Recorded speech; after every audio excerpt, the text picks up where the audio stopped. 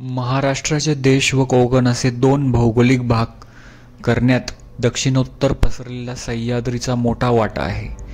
या सह्याद्रीला पश्चिमेला कोकणात आणि पूर्वेला देशावर डोंगरांचे फाटे फुटतात.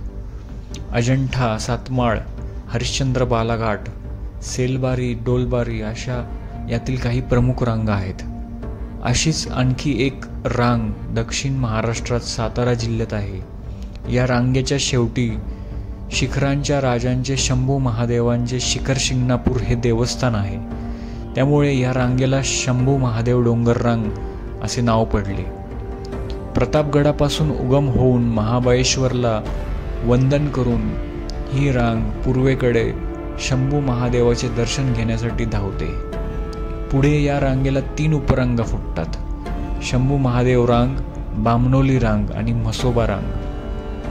यापैकी म्हसोबा डोंगर रांगेवर संतोषगड, वारूगड, महिमानगड आणि वर्धनगड हे दुर्ग आहेत. आपल्याला आज यापैकी संतोषगडाला भेट द्यायची आहे.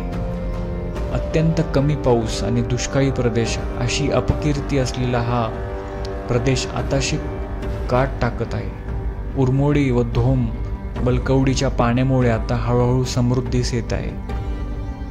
आधी केवळ डाळिंबाच्या मळ्यावरती जगणारा शेतकरी इथल्या कसदार जमिनीत ऊसाच्या शेती करू लागलाय. त्यामुळे सर्व परिसर सधन झालेला आहे. मानदेशी मातीची आणि इथल्या माणसाशी खरी ओळख करून द्यायचे श्रेय सुप्रसिद्ध लेखक व्यंकटेश माडगुळकर उर्फ तात्यांना जाते. अर्थात बनगरवाडीत वर्णन केलेली स्थिती आता राहिलेली नाही. तसं मानदेशीची माणसं मात्र तुम्हाला अजून भेटतील हे नक्की. संतोषगडाला ताथवड्याचा गड असं देखील म्हणतात, कारण पायथ्याशी ताथवडा हे गाव आपल्याला इथे यावं लागतं. इथली भटकंती शक्यतो पावसाळ्यात केलेली उत्तम. इथला ऐन उन्हाळ्यात कडाका बाहेरच्या लोकांना सहन होण्यासारखा नाही. पाऊस तसा जेमतेम भिजवून जातो. पर्जन्य छायेच्या प्रदेशमध्ये मानदेश येतो. ऐन आषाढात रिमझिम पाऊस असतो, तर परतीचा पाऊस इथल्या जमिनीची तहान पुढच्या ज्येष्ठापर्यंत भागवून जातो. म्हणजेच ऐन आषाढात पाऊस नसला तरी ढगांची सावली इथली वनवन सुसह्य करते. सातारा जिल्ह्याचा पूर्व भाग म्हणजे खटाव व दहिवडी तालुका हे दोन्ही तालुके 100 मीटर उंच पठारावरती वसलेले आहेत. त्यामुळे साहजिकच दक्षिणेकडे कराडला जायचे असो व पूर्वेकडे पंढरपूरला जायचे असो, पश्चिमेकडे कोरेगाव साताऱ्याला जायचे असो व उत्तरेला फलटण तालुक्यामध्ये उतरायचे असो, घाट चढण्याशिवाय किंवा उतरण्याशिवाय पर्याय राहत नाही. या पठाराच्या उत्तर बाजूला कडेला असलेल्या डोंगर रांगेत मानदेशी दुर्ग चौकडी खडी आहे. यातील मोळ घाटाच्या पहारा करणारा संतोषगड उर्फ तातवडा या गडापासून या भ्रमंतीला सुरुवात करूया. पुसेगाव फलटण रस्त्यावरून 1 किलोमीटर अंतर आत आल्यावरती ताथवडे गावात समोरच बाळसिद्धनाथाचे प्रशस्त देऊळ पाहायला मिळते. वेळ काढून आपण या देवळात नक्की जावे. समुद्र सपाटीपासून 2965 फूट उंचीचा, 906 मीटर उंचीचा, पण पायथ्यापासून जेमतेम 200 मीटर उंचीचा हा गड समोरच दिसू लागतो. एखाद्या टिपिकल मानदेशी गाव कसे असावे ते ताथवडे गावाच्या मध्यभागी बालसिद्धनाथाच्या प्रशस्त शिवालयावरून लगेच समजून येते. हे प्राचीन महादेवाचे मंदिर प्रेक्षणीय असून याचा नगरखाना अंदाजे 15 मीटर उंच आहे. मंदिरात प्राकार प्रशस्त असून मंदिराच्या गाभाऱ्यावर असलेल्या कळसात मध्ये तालीम आहे. म्हणजेच कळस आतून पोकळ असून त्यात तळाशी माती असते. मंदिराच्या पायरीवर कोरलेल्या एका शिलालेखामध्ये ताथवडे गावातील प्रमुख देऊळ बालसिद्धनाथाचे इसवी सन 1762 मध्ये विसाजी शामराव देशपांडे नामक एका सद्गृहस्थाने देवस्थानाचा जीर्णोद्धार केल्याचे सांगितले आहे. मंदिराच्या प्रांगणामध्ये आपल्याला मंदिराचा भव्य नगारखाना, दगडी दीपमाळ, बाजूला असलेले श्रीरामाचे मंदिर, विठ्ठल रखुमाई व शिवाचे मंदिर, याशिवाय तटबंदी सदृश्य असलेली मंदिराची भिंत, त्या भिंतीवरती कोरलेले शरभ शिल्प, मंदिरात प्रवेश करताना तळपट्टीवरती असणारे कीर्तिमुख, याशिवाय डाव्या बाजूला असलेले गणेशाचे मंदिर, तसेच गजलक्ष्मीचे प्राचीन शिल्प, अनेक विरगळी आपल्याला इथे पाहायला मिळतात. हे सगळं पाहून झाल्यानंतर आपण गड चढायला घ्यायचा. अवशेष संपन्न किल्ले पाहण्यात एक वेगळाच आनंद असतो. तटबंदी, बुरुज, चिलखती बुरुज, गोमुखी दरवाजे, चोर दरवाजे, मंदिरं, सदर, राजवाडा, धान्य कोठार, गुहा, भुयारी मार्ग, पाण्याच्या टाक्या, देवदेवतांची शिल्पे, हे सारे अवशेष जर एकाच गडावर पाहायला मिळणार असतील तर ती दुर्गप्रेमींसाठी एक वेगळीच पर्वणी असते. त्यातही अशा किल्ल्यांची चढण जर सोपी असेल तर अबालवृद्धसुद्धा किल्ला पाहण्याचा आनंद लुटू शकतात. असाच हा किल्ला म्हणजे संतोषगड. आपण तिथे चाललो आहोत. पाठीमागे असलेल्या मूळ घाटावरती लक्ष ठेवण्यासाठी हा ताथवड्याचा उर्फ संतोषगड उभा आहे. या किल्ल्याचे वैशिष्ट्य म्हणजे किल्ल्याचा आकार त्रिकोणाकृती आहे. किल्ल्याची बांधणी 3 टप्प्यात झालेली आहे आणि किल्ल्याचा माथासुद्धा त्रिकोणाकृती आहे. तो खालून आपल्याला सहज दिसून येतो. बालसिद्धनाथाच्या मंदिराच्या पाठीमागून गडावरती जाणारी वाट आहे. वन खात्याने गडावरती जाणाऱ्या मार्गावर विविध प्राणी आणि पक्ष्यांचे फलक लावलेले आहेत. गडावरती जाताना सुरुवातीला उघड्यावरती काही समाध्या दिसून येतात. हा गड 3 टप्प्यात विभागलेला आहे. पहिल्या टप्प्यामध्ये मठ व आसपासच्या गुहा येतात. दुसऱ्या टप्प्यात एका पाठोपाठ एक असलेली 2 प्रवेशद्वारे व माची येते. तर तिसऱ्या टप्प्यात बाले किल्ल्याचा भाग येतो. पायथ्यापासून 15 ते 20 मिनिटातच आपण पहिल्या टप्प्याजवळ येतो. येथे उजव्या हाताला असलेल्या एका गुहेमध्ये गणपतीची मूर्ती व एक अनामिक शिल्प दिसून येते. या गुहेच्या वर आल्यावरती 2 वाटा फुटतात. उजवीकडेची वाट जाते गडावरती तर डावीकडची वाट जाते मठाकडे. या मठामध्ये महिषासूर मर्दिनीची एक मूर्ती असून या मठाच्या खालच्या बाजूस 3 गुहा आहेत. तिथे जाण्याचा मार्ग मात्र आज व्यवस्थित नसल्यामुळे तिथे काही जाता आले नाही. आतमध्ये गेल्यावरती उजवीकडे एक शिवलिंग दिसून येते. या गुहा बरीच वर्ष दुर्लक्षित असल्याने येथे वावरताना थोडी काळजी घ्यावी लागते.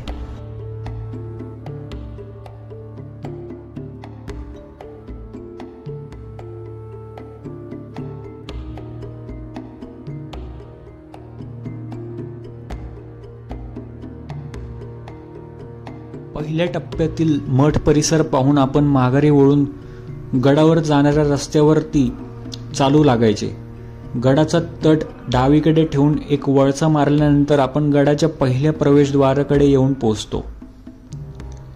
2 बुरुजाच्या बेचक्यामध्ये असलेले हे प्रवेशद्वार आपले अस्तित्व आजही कसेबसे टिकून आहे.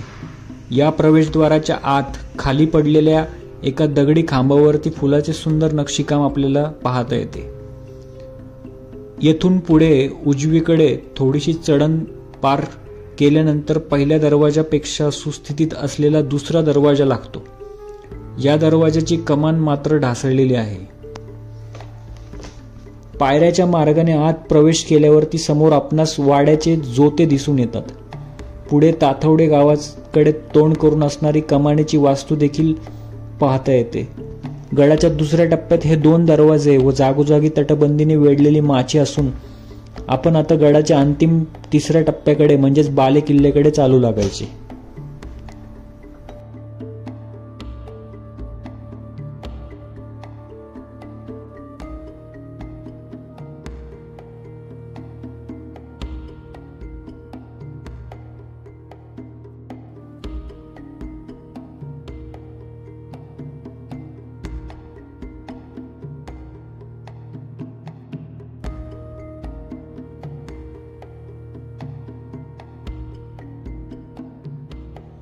थोडीशी चढण व कातळात कोरलेल्या काही पायऱ्या चढून आपण बाले किल्ल्याच्या प्रवेशद्वारात दाखल होतो.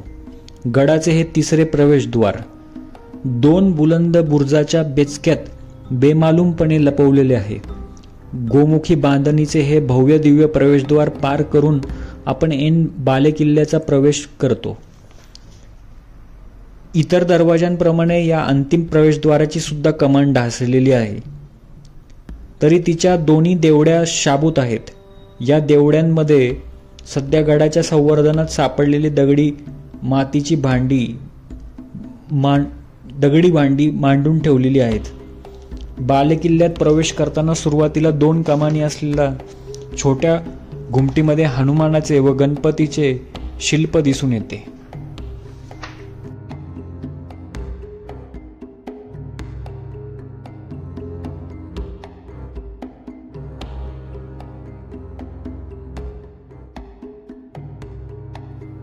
शिवसेवक प्रतिष्ठान हिंदुस्थान.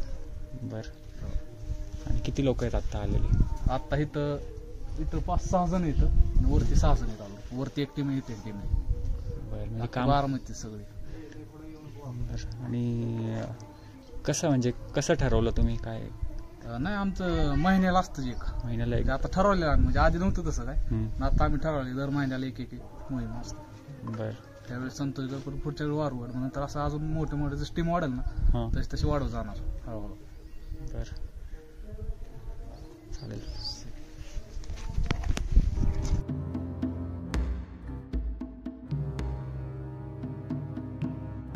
गडावरती दुर्गप्रेमींकडून काही संवर्धनाची कार्य सुरू होती. त्यांच्याकडून या मोहिमेची थोडीशी माहिती घेतली. ते कुठून आलेत, दुर्ग संवर्धन कधीपासून आणि किती लोक करतात याची विचारपूस केली. त्यांच्याशी बोलून झाल्यानंतर गडावरती असणाऱ्या आणि पाहण्याजोग्या असलेल्या वरच्या वास्तूंची माहिती घेऊन पुढे गड चढाई चालू ठेवली. अशाच प्रकारची दुर्ग संवर्धनाची कार्य हरेक गडावरती जर झाली तर दुर्ग संवर्धनासाठी सरकारकडे हात पसरण्याची वेळ येणार नाही आणि प्रत्येक किल्ल्यावरती आणि दुर्गावरती कुठल्याही प्रकारचे अतिक्रमण होणार नाही.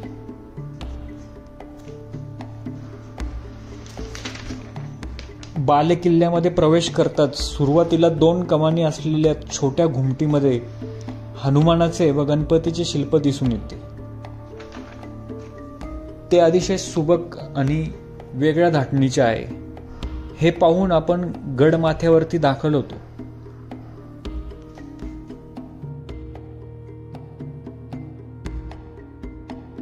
बालेकिल्ल्याचा माथा हा आटोपशीर व त्रिकोणाकृती आहे. सुरुवातीला सदरेची प्रशस्त वास्तू लागते. सदरेच्या भिंतीवर लहान लहान कोनाडे व खिडक्या आपणास दिसू देतात. या सदरेच्या उजवीकडे 3 खोल्यांमध्ये विभागून बांधलेले छप्पररहित धान्य कोठार देखील आहे.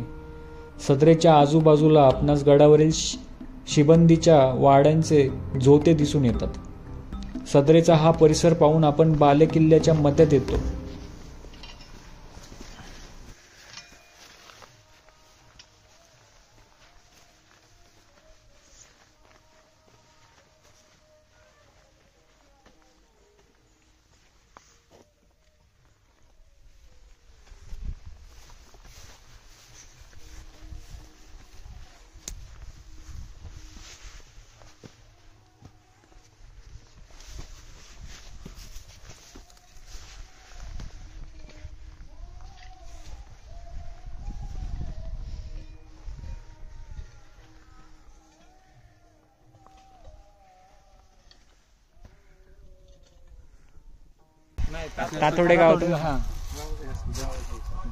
तातोडे गावातून वरती यायला 3 दरवाजे आहेत. 3 दरवाजे. अजून काय पाहण्यासारखं गडावर? 3 दरवाजातून वरती आलं की इथे काय मूर्ती आहेत 2. गणेश मंदिर आणि मारुतीरायाचं मंदिर आहे. हो. तिथून वर आले की आपली सदर लागते. ही सदर आहे. त्याच्या पाठीमाग सरदारांचे राजवाडे राजवाडे आहेत सगळे मागे. हा, म्हणजे निंबाळकरांचे सगळं इलाका आहे ना. हा, निंबाळकरांचा नाईक निंबाळकर घराण्याचा इलाका आहे सगळा. त्याच्या पाठीमाग धान्य कोठार आहे. ते धान्य कोठार पाहिले इथे पाठीमाग आहे. ते त्याच्या पाठीमाग पाण्याचे टाके आले. पाण्याचे टाके आपले एक शिव मंदिर आहे कोरीव, पूर्ण खोदलेलं आहे ते कातळात. आणि त्याच्या पाठीमागचे बुरुज आहे तिथे चिलकती बुरुज. त्याच्या पाठीमागे चोर दरवाजा लागतो. चोर दरवाजा. हा, पाठीमागे गाड्या. तो कुठे उतरतो? तिकडे ते खाली ह्या साईडला बेळोशी साईडला उतरतो. बेळोशी. हा, ह्या साईडला बेळोशी गाव आहे, त्या साईडला उतरतो. आणि त्या चोर दरवाजाच्या इकडच्या साईडला म्हणजे तटबंदीच आहे ती हा पूर्ण. चिलकत पूर्ण चिलकत तटबंदी आहे. एवढ्या गोष्टी पाहिल्या, अजून काही नाहीये पाहिला.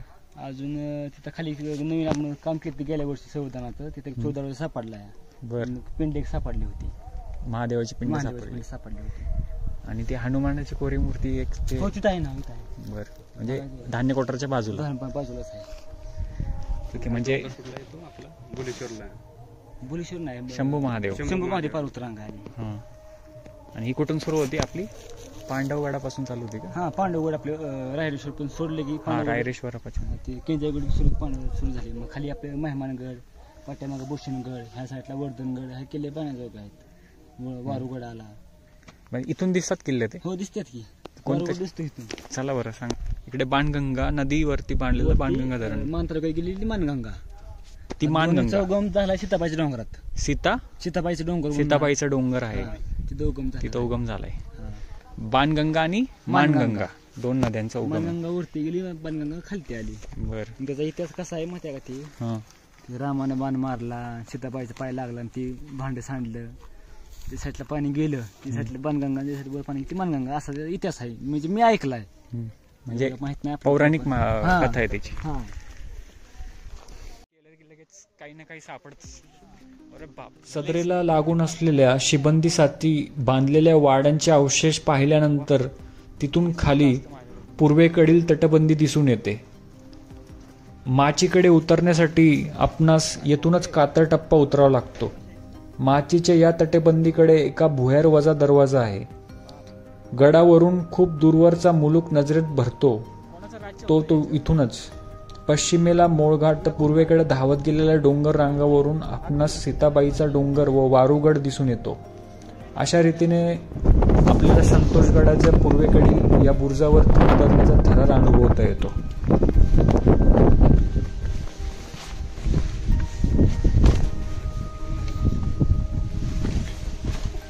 अरे बाप.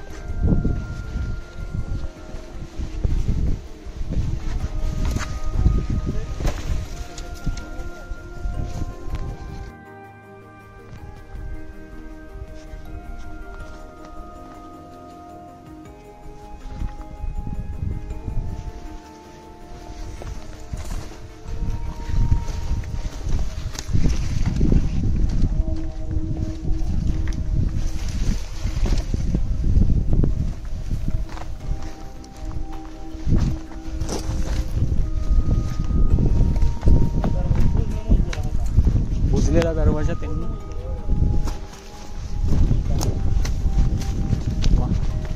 बा रायगडवाल्यांनी आणि तुमच्या सगळ्या लोकांनी मिळून काढला.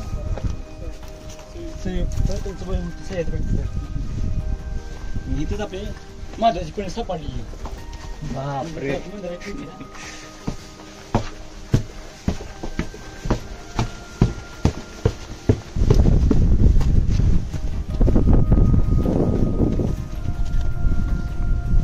इथून कुठं जातो मार्ग खाली? दुसरं एक आहे जोरावर. मी गेलो तिकडं.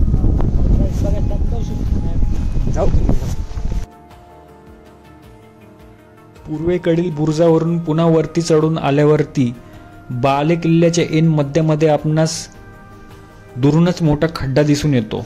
तो केवळ खड्डा नसून त्या जागी संतोषगडाचे मुख्य आकर्षण असलेली तातोबा महादेवाची विहीर आहे. ही विहीर कातळ कोरीव असून त्यामध्ये उतरण्यासाठी पायऱ्या आहेत. पायऱ्यांनी खाली उतरल्यावरती कातळातच एक सुंदर कमान कोरलेली आपणास दिसून येते. या विहिरीचे अजून एक वैशिष्ट्य म्हणजे या विहिरीच्या मध्यात असलेले कातळ भिंतीवरील महादेवाचे एक छोटेखानी मंदिर आहे. संतोषगडाच्या बांधणीत गडाखालील तातोबा नावाच्या गावकऱ्यांचा मोठा वाटा होता.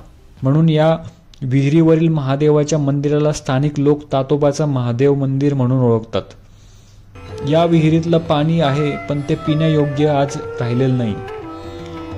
गडावरील हे आगळं वेगळं वैशिष्ट्याचं टाकं पाहून आपण गडाच्या दक्षिण भागात दाखल होतो.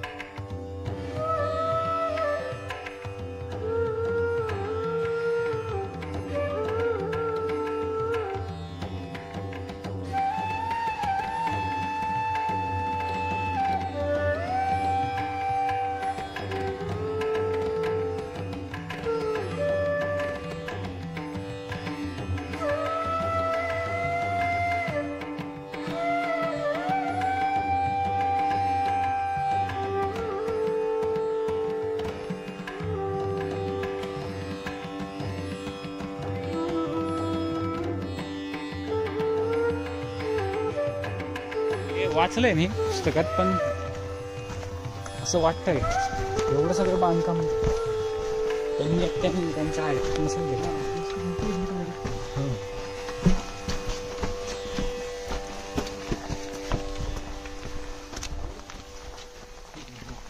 हा चोर दरवाजा खाली पण तटबंदी आहे का? गडावरील हे आगळं वेगळे वैशिष्ट्य पूर्ण टाकं पाहून आपण गडाच्या दक्षिण भागात यायचं. ही बाजू एकदम भक्कम व चिलखती बांधणीचा बुरुज बांधून संरक्षित करण्यात आली आहे. हा भक्कम अशा बुरुजातून खाली चिलखती तटबंदीकडे उतरण्यासाठी बुरुजाच्या दोन्ही बाजूंनी चोर दरवाजे काढले आहेत. या दरवाजातून अंग चोरून आपण खाली तटाकडे आलो असता या तटामध्ये किल्ल्याबाहेर पडणारी एक चोरवाट आपणास दिसून येते.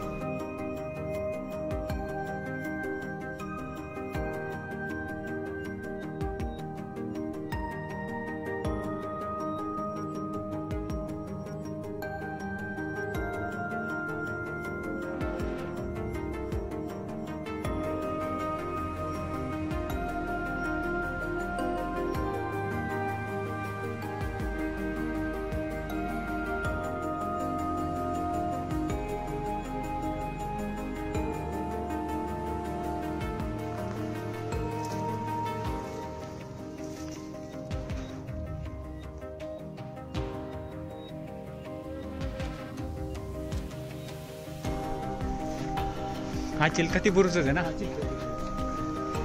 शिलालेख वगैरे आहे का जुने याच्यावर काही? शिलालेख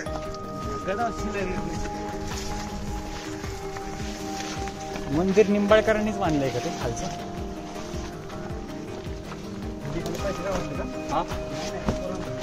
मंदिर आहे निंबाळकर लयच मोठं झालं. नगरमध्ये पण वाडे आहेत निंबाळकरांची. संतोषगडावरील गोमुखी प्रवेशद्वार, लढाऊ पद्धतीची माची व चिलखती बुरुज पाहता या गडाची निर्मिती व पुनर्बांधणी शिवाजी महाराजांनी केली असावी. महाराजांच्या पूर्वेकडील आदिलशहाच्या मुलखाला लागून महाराजांनी संतोषगड, वारूगड, महिमानगड, वर्धनगड व भूषणगड या गडकोटांची उभारणी केली. पुरंदरच्या तहानुसार 1665 मध्ये हा गड मोगल मराठा यांच्या संयुक्त फौजांनी आदिलशहाकडून जिंकून घेतला. त्यासंबंधी औरंगजेबाचे महाराजांना लिहिलेले एक पत्र उपलब्ध आहे. ते असे: तुम्ही फौजे सुद्धा बादशाही लष्करात आहात आणि ताथवडा, फलटण हे किल्ले विजापुरांकडील होते. ते घेऊन त्यांची फौज तळकोकण प्रांती होती. तेथे रात्री पोहोचवली म्हणून राजे जयसिंग यांनी लिहिलेल्यावरून तुमचे शाबासकीस कारण झाले. सबब तुम्हाकरिता उत्तम पोशाख व जडावाची कट्यार पाठवली आहे. या लाभाचा संतोष मानून इतप्पर या स्वारीत जितके कोशिश कराल तितके पहिल्यापेक्षा अधिक लोभास कारण होईल. 1666 मध्ये संतोषगड फलटणचे बजाजी निंबाळकर यांच्याकडे होता. 1670 नंतर हा गड शिवाजी महाराजांनी जिंकून घेतला. संभाजी महाराजांच्या मृत्यूनंतर हा गड मुघलांकडे गेला. 24 ऑगस्ट 1701 रोजी तथवड संतोषगड किल्ल्यानजीक मुघलांचे उंट चोरीला गेल्याची नोंद आहे. त्याबद्दल चौकशी करण्यासाठी औरंगजेबाने मुहम्मद अमीन यास आदेश दिला होता. औरंगजेब बादशाह तर्फे मुहम्मद युनुस उमर हे संतोषगडाचे किल्लेदार होते. पुढे हा गड मराठ्यांनी जिंकून घेतला. सन 1752 मध्ये हा गड प्रतिनिधींच्या ताब्यात होता. बाजीरावाला पेशवेपद न मिळता आपल्याला मिळावे यासाठी 1720 मध्ये बाबूजी नाईक यांनी खूप प्रयत्न केले. तेव्हापासून पेशवे नाईक संबंध बिघडले.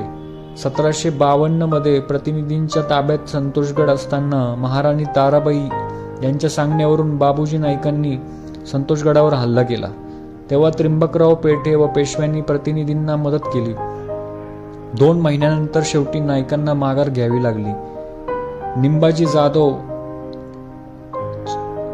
4,41,135 होऊन घोड्यावरती घालून किल्ले ताथवड्यास गेले व ताथवड्यास मुकुंदराव कारकून होते, असे 2 उल्लेख या गडासंबंधी सापडतात. सन 1818 मध्ये इतर गडकोटांप्रमाणे महाराष्ट्रातले हा गड देखील ब्रिटिशांनी जिंकून घेतला. ब्रिटिशांविरुद्ध उठाव करणारे क्रांतीवीर उमाजी नाईक हे काही काळ संतोषगडाच्या आश्रयास होते. पुढे संतोषगड पूर्णतः दुर्लक्षित झाला. आज संतोषगडाचे जे रूप आहे ते जे पाहण्यासाठी मिळते ते दुर्ग संवर्धन संस्था आणि दुर्गप्रेमींमुळेच. काळाच्या ओघात गडावरील बहुतांशी दुर्गावशेष मातीच्या ढिगाऱ्याखाली गाडले गेले होते. कित्येक अवशेष पूर्णतः नष्ट होण्याच्या मार्गावर होते. पण अशा अनेक दुर्ग संवर्धन संस्थेने एकत्र येत मातीच्या ढिगाऱ्याखाली गाडल्या गेलेल्या या अवशेषांना मोकळे करून पुन्हा पहिल्यासारखे रूप दिले आहे. आजही ते प्रयत्न अथांगपणे चालू आहेत. त्यांच्या या प्रयत्नाने संतोषगडाला कैक वर्षांनी मोकळा श्वास घेता आला आहे आणि तो पुढे घेत राहावा अशीच इच्छा राहील. गडाचा संपूर्ण कायापालट करण्यात अशा संस्थांचे काम पाहिले की मनाला अतीव संतोष होतो.